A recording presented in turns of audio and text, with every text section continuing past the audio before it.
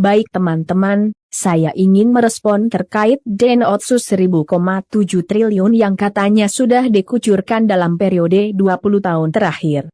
Kementerian Keuangan mencatat aliran dana otonomi khusus atau otsus dan dana tambahan infrastruktur DTI dari 2002 hingga 2021 untuk Papua dan Papua Barat telah mencapai 138,65 triliun rupiah. Kok di tahun 2022 jadi melambung 1000,7 triliun? Seperti yang disampaikan Mahfud MD beberapa waktu lalu.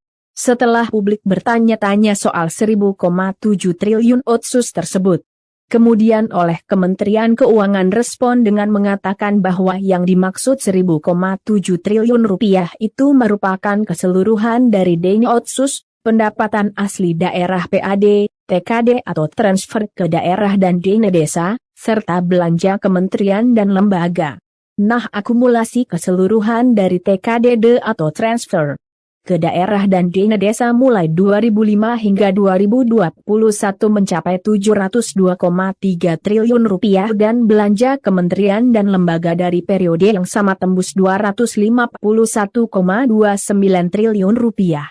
Dirjen Perimbangan Keuangan Astra Primanto menuturkan kalau kita lihat porsi yang terbesar transfer ke daerah dan dana desa. Nah, menurut Undang-Undang Desa, dana desa didefinisikan sebagai dana yang bersumber dari APBN yang diperuntukkan bagi desa di seluruh Indonesia. Ingat, seluruh Indonesia, jadi bukan Papua saja yang ditransfer melalui APBD kabupaten kota dan digunakan untuk membiayai penyelenggaraan pemerintahan, pelaksanaan pembangunan, pembinaan, kemasyarakatan dan pemberdayaan masyarakat.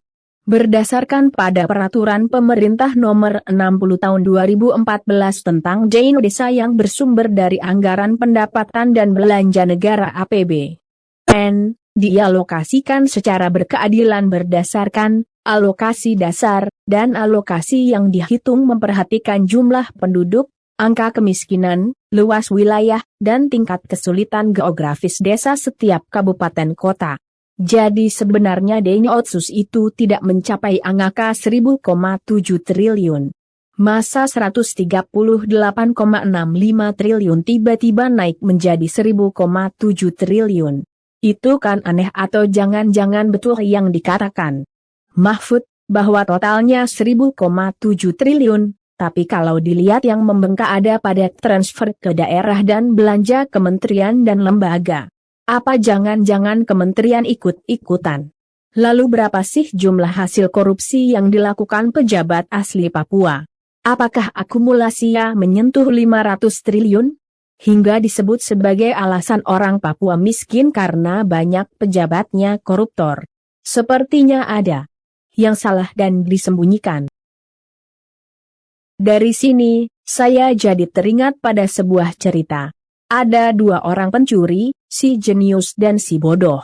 Setelah keduanya mencuri di bank, si bodoh berkata agar menghitung jumlah hasil curian mereka pada hari itu, tetapi si pintar berkata, "Saya capek, biar saja nanti besok pasti diinformasikan di berita berapa jumlah uang yang kita curi itu."